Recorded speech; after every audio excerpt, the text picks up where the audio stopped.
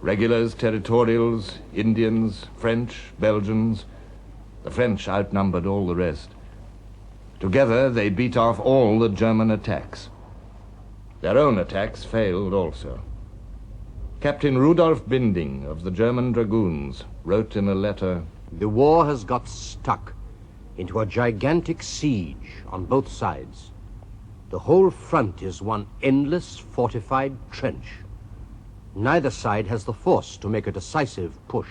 On November the 2nd, he was even gloomier. "Everyone is getting ready for a winter campaign. As far as I can judge, there is no possibility of an early finish." The thought grew upon him with all its cheerless implications.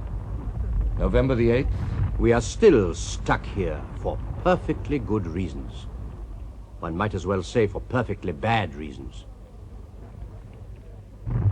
By the middle of November, his mind was made up. "This business may last for a long time." The impossible was now a fact, a battle line which stretched across a continent. There were no flanks to turn, only the curves and convolutions of the rough trenches in which the million-strong armies crouched and waited. Nothing like it had ever been seen before.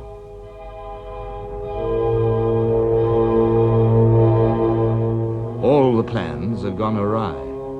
All the careful preparation of Germany, all the brave improvisation of the Allies, all the heroism of the soldiers had produced stalemate. The stalemate was universal. In Serbia, where the war began, the same incredible spectacle was seen. On August the 12th, the Austrians entered Serbia on what they took to be a short, punitive campaign, which would swiftly bring down this upstart Slav kingdom to the dust.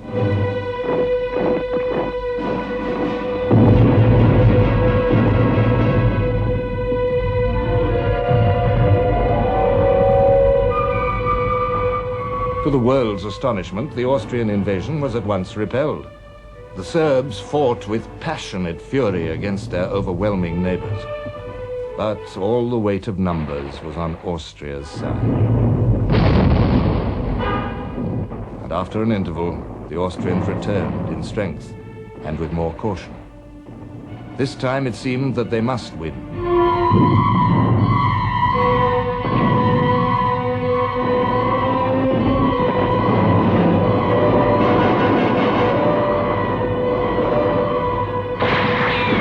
On December the 2nd, they entered Belgrade for the second time.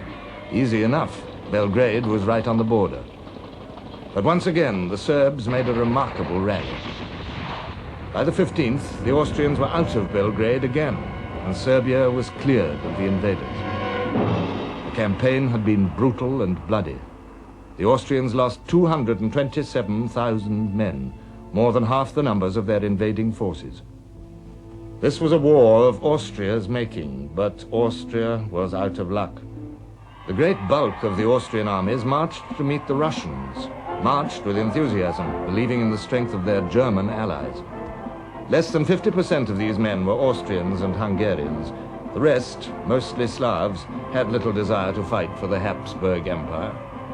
Many of these soldiers knew no more German than the 80 basic army words of command. Yet the German victory of Tannenberg in August lent the Austrians hope. Their commander-in-chief, Field Marshal Konrad von Hötzendorf, had visions of a Tannenberg of his own against the Russian southern group of armies. On September the 6th, the main bodies of the Russians and Austrians met around the town of Lemberg. There was bitter fighting.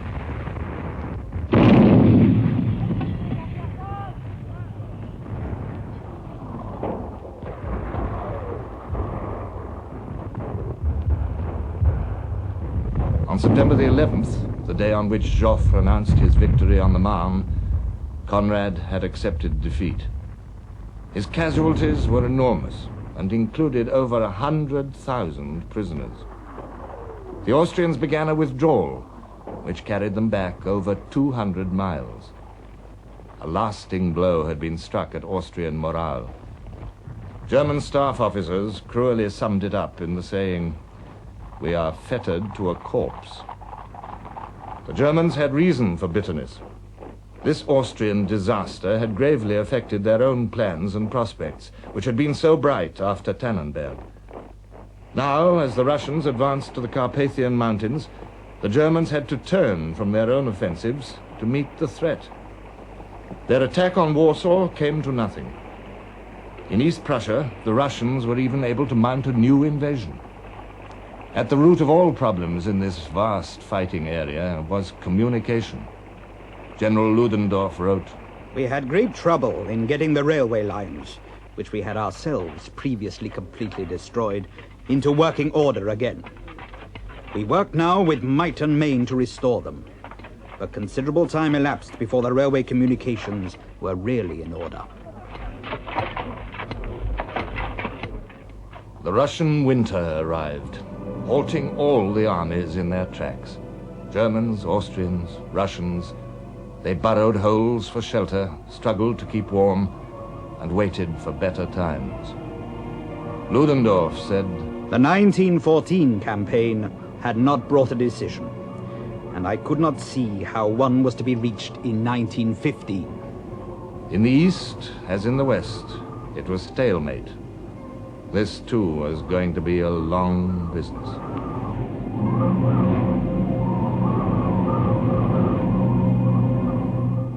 As the weeks slid into months and the months drew towards the ending of the year, the shocked nations recognized that this war would not be over by Christmas. In France, tight censorship concealed the full truth of what had happened since the 3rd of August. But in hundreds of thousands of homes, nothing could conceal the loss of a husband, a brother, or a son. 995,000 Frenchmen were killed, wounded, or missing in 1914.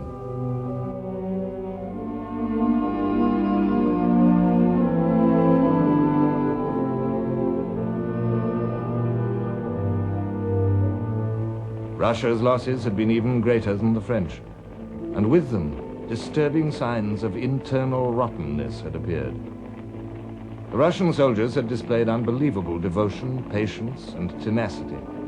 Too often their courage was brought to nothing by blunders, corruption, and heartbreaking shortages. Yet at the end of the year, the Tsar's illusions lingered on. My dear army have already given such proofs of valor that victory can't fail us now. We must dictate the peace, and I am determined to continue the war until the Central Powers are destroyed. No Congress or mediation for me. Britain and Germany settled to their business with implacable wrath. The novelist H.G. Wells voiced their ardor. Nobody wants to be a non-combatant in a war of this sort. The desire to serve, to join in the fight, possessed the British people in odd ways.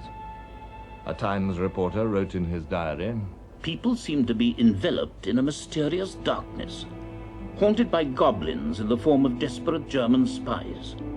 The wildest stories are being circulated of outrages committed by Germans in our midst."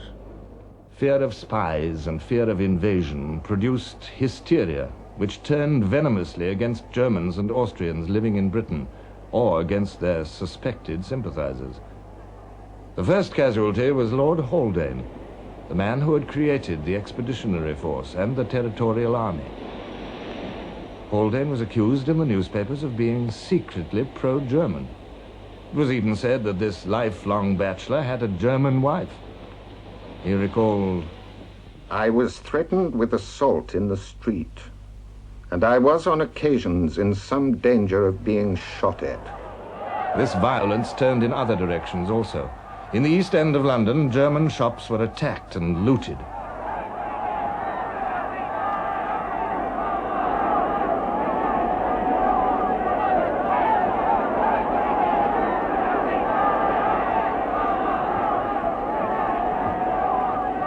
Driven by popular pressure, the government unwillingly rounded up aliens in Britain. The historian F.S. Oliver recorded, "One of my friends has given away her dachshunds, lest they should lead her to be suspected of spying." In October, the agitation reached its climax with a campaign against the First Sea Lord, Prince Louis of Battenberg, who, with Winston Churchill, had been responsible for the concentration of the Grand Fleet before war even broke